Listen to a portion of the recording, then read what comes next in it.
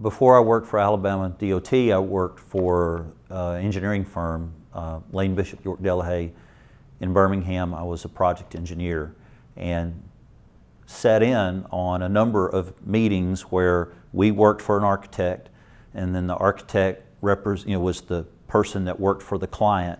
And on very large projects, there might be intermediate meetings with both the architect and all of the sub-disciplines. And so the HVAC guys, the electrical, the structural, the civil, geotechs might be present.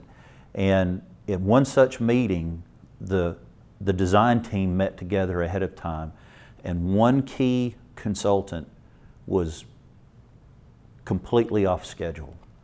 And because of that, they were going to have to go into this meeting and tell the client we're not meeting this milestone that was a big time milestone. Every other sub-consultant and the prime did what they were doing. It was the particular sub-consultant who had not.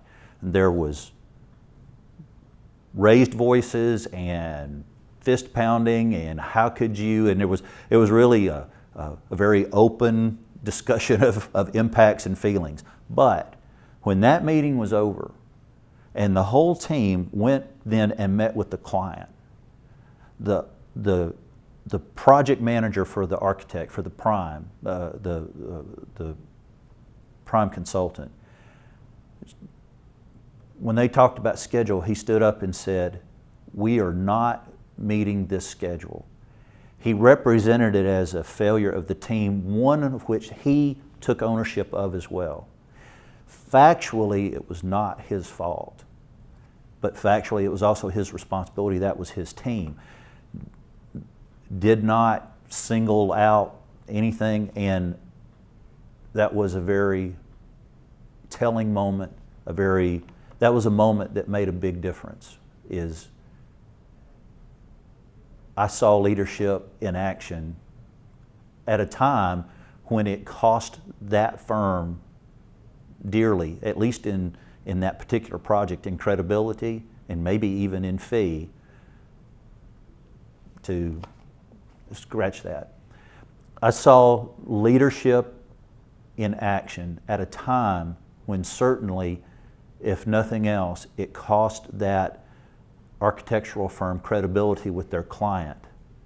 And they could have perhaps regained some of that by pointing out where the real problem lay. But it was a team, they were responsible, and they stood up for responsibility.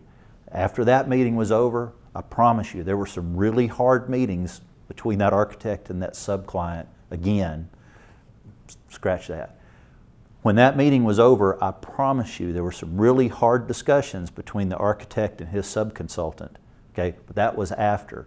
When the client was present, the leader acted as a leader in that circumstance.